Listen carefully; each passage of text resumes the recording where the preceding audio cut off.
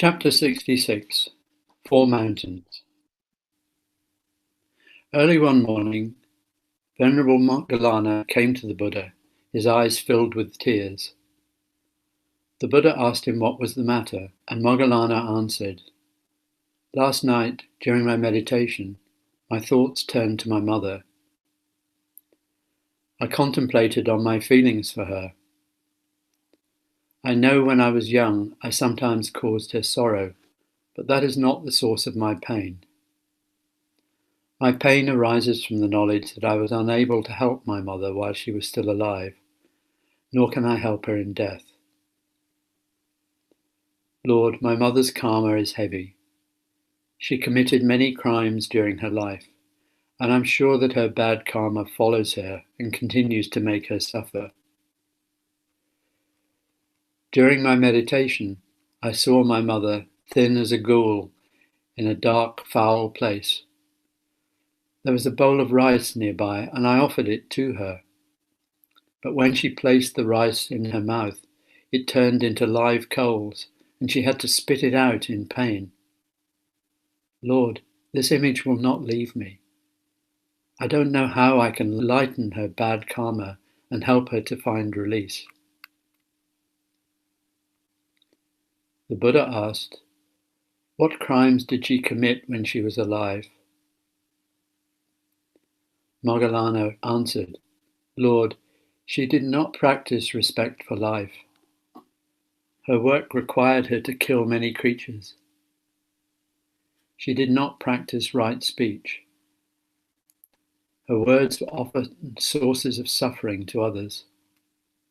She was like someone who rips up living trees and plants dead ones in their place. I dare not recount all her transgressions. It is enough to say that she violated all of the 5 wonderful precepts. Lord, I would endure any suffering to reverse my mother's karma. Please, Lord, in your compassion, tell me what I might do." The Buddha said, "Moggallana, I'm deeply moved by your love for your mother. The debt of gratitude we owe our parents is as wide as the sky and as deep as the sea. A child should never forget that debt of gratitude day and night. In times when there are no Buddhas or holy persons, parents should serve as Buddhas and holy persons. Moggallana, you did your best to help your mother while she was still living. Your concern continues now that she has died. This shows how deep your love is. I am happy to see that. Moggallana, the most important way to offer tribute to one's parents is by living a life of happiness and virtue. That is the best way to repay our debt of gratitude and to fulfill our parents' aspirations for us. Your life, Moggallana, is such a life. Your life of peace and joy, happiness and virtue serves as a model to others. You've helped many people find the path. Offer your life and good merit on behalf of your mother, and her karma will be transformed."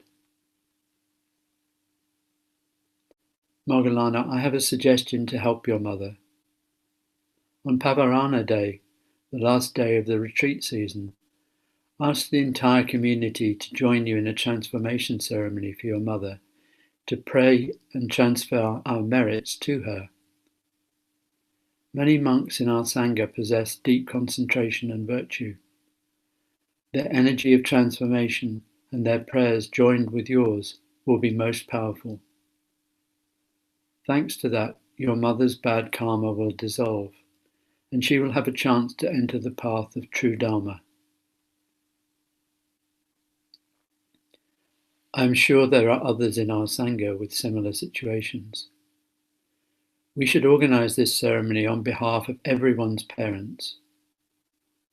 Arrange with Sariputta to hold a special transformation ceremony on the Paravana Day on behalf of all parents, those who have died and those who are still living.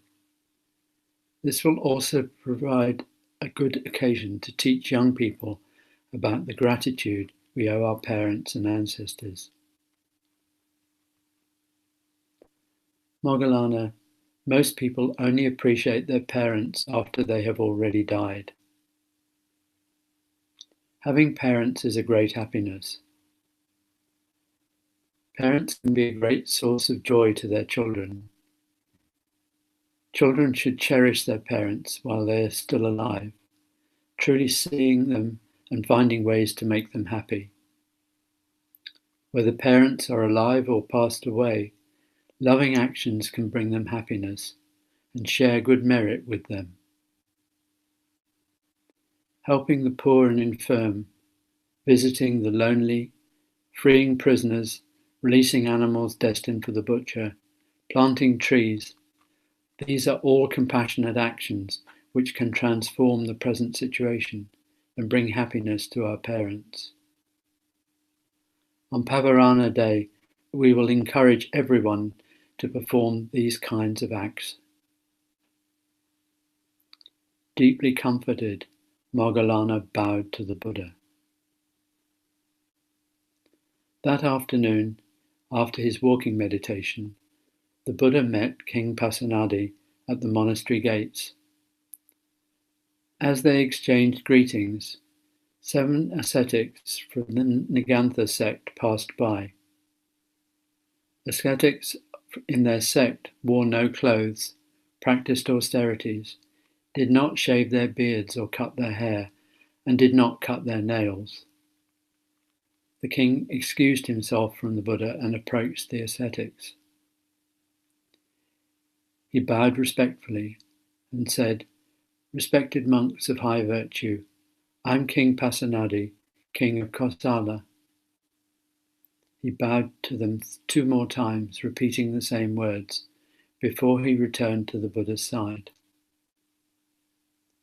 After they were out of sight, he asked the Buddha, "Lord, according to you, have any of these ascetics yet attained arahatship?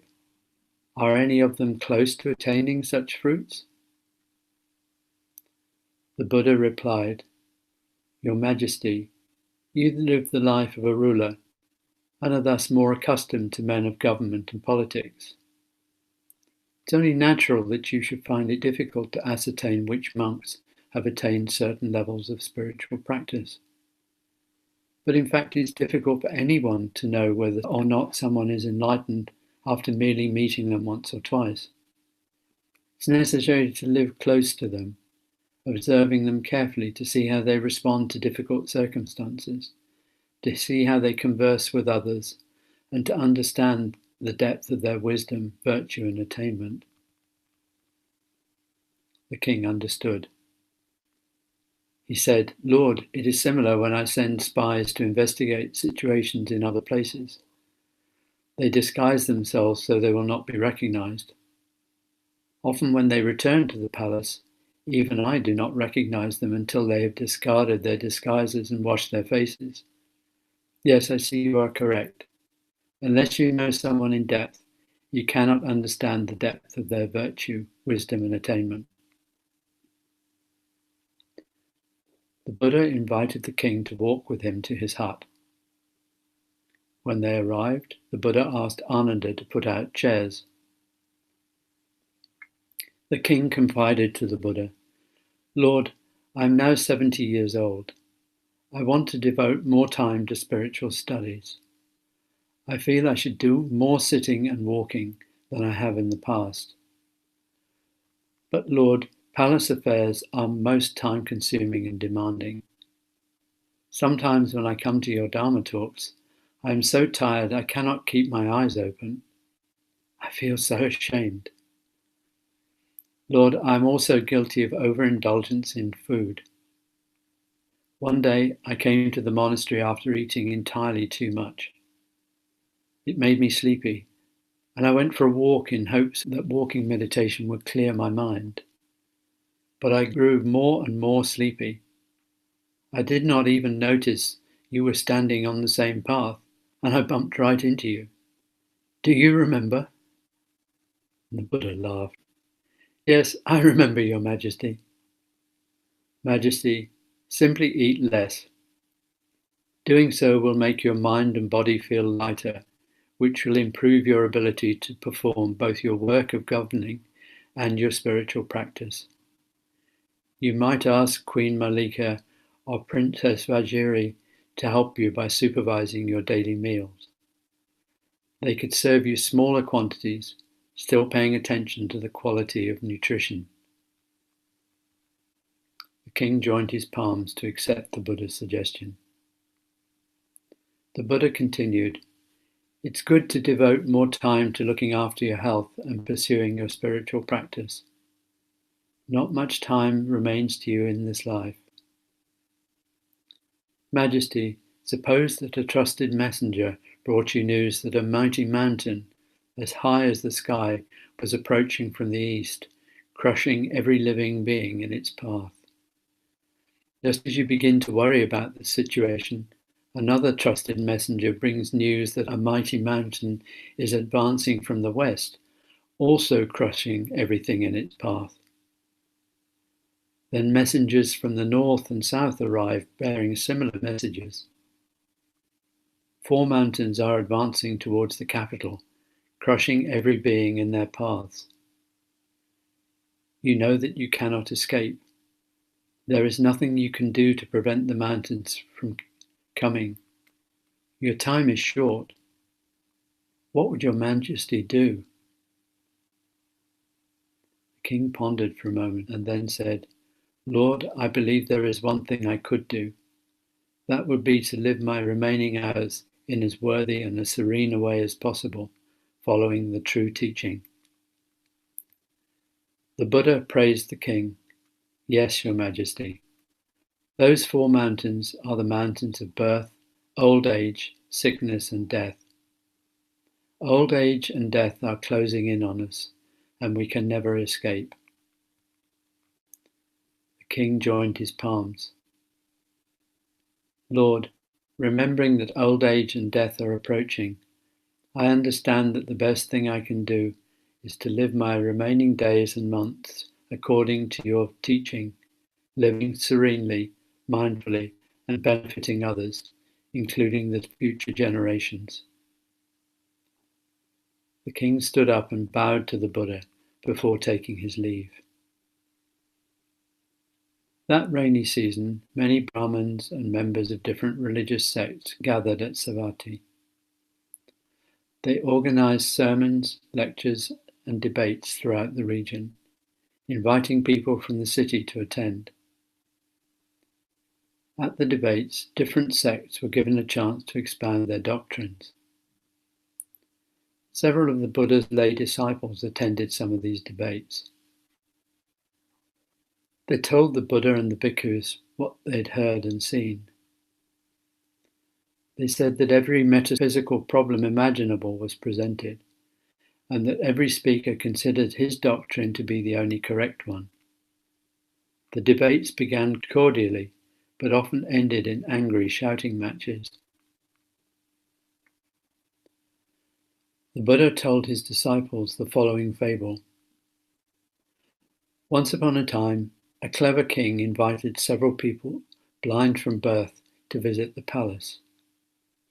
He brought out an elephant and asked them to touch it and describe what the elephant was like.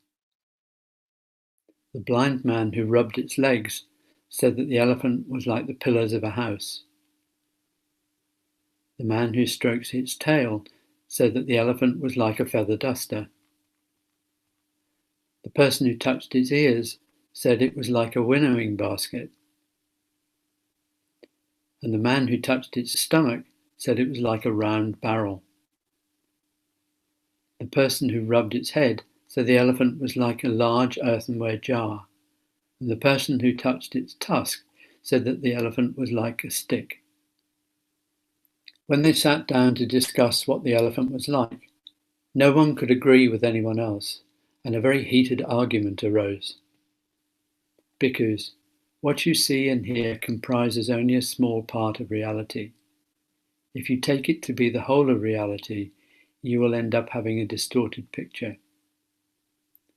A person on the path must keep a humble open heart, acknowledging that his understanding is incomplete. We should devote constant effort to study more deeply in order to make progress on the path. A follower of the way must remain open-minded, understanding that attachment to present views as if they are absolute truth will only prevent us from realizing the truth. Humility and open-mindedness are the two conditions necessary for making progress on the path.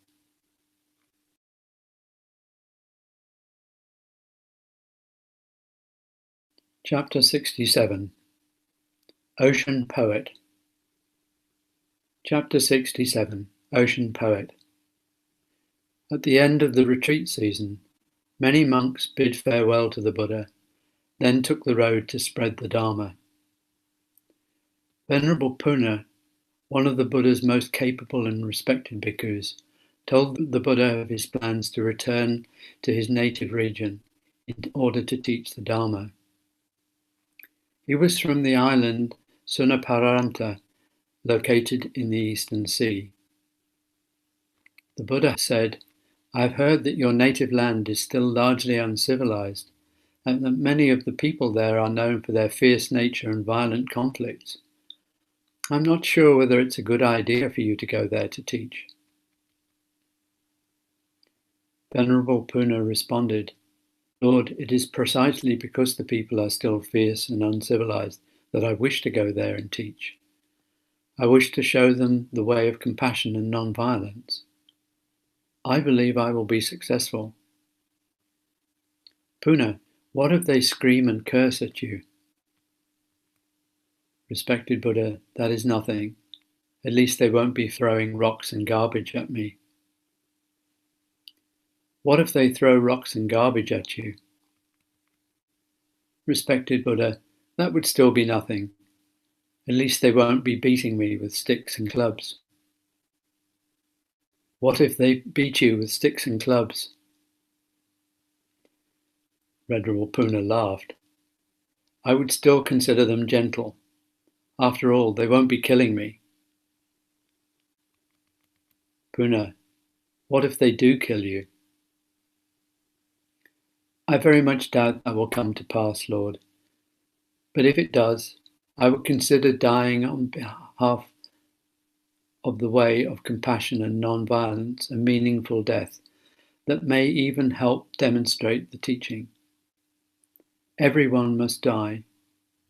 I would not regret dying for the way." The Buddha praised him. "You're wonderful, Punna. You possess the courage to spread the Dharma in Sunaparanta. Actually, I've only asked all these questions for the benefit of the other bhikkhus attending here. I have no doubts about your abilities and your practice of non-violence." Venerable Punna had formerly been a merchant. He and his brother-in-law traded products between Sunaparanta and the merchants of Savatthi. They travelled by boat and ox cart. One day, while waiting for a shipment of goods to arrive in Savatthi, Punna met a group of bhikkhus out begging.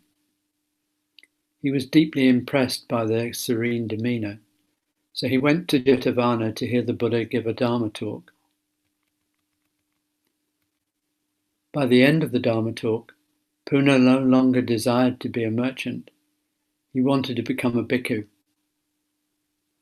He gave the rest of his goods and money to his brother-in-law and was ordained in the Buddha's Sangha.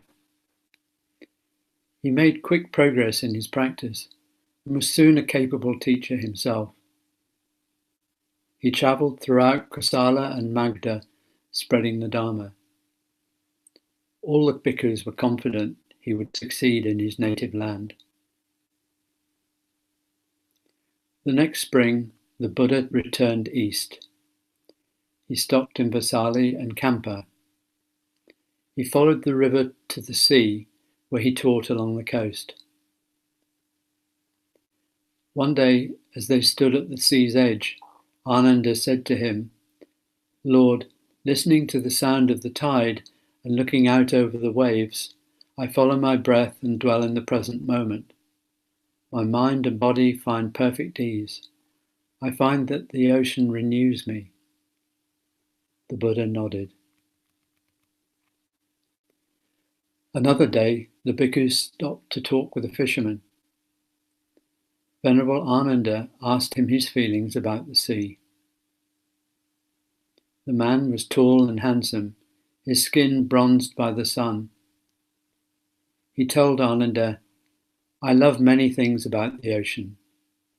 First, the sandy shores slope gently downwards into the water, which makes it easier for us to drag our boats and nets. Second, the ocean stays in the same place. You always know where to find it.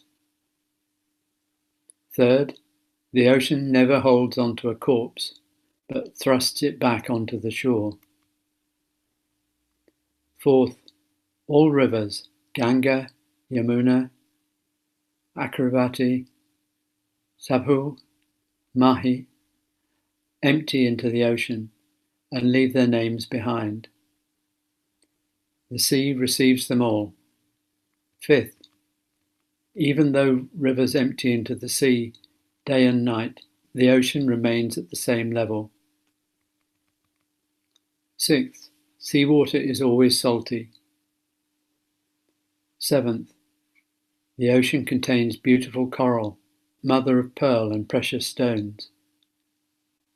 Eighth, the ocean gives refuge to 1,000 living things, from enormous creatures that measure hundreds of feet in length to creatures no bigger than the eye of a needle or a speck of dust.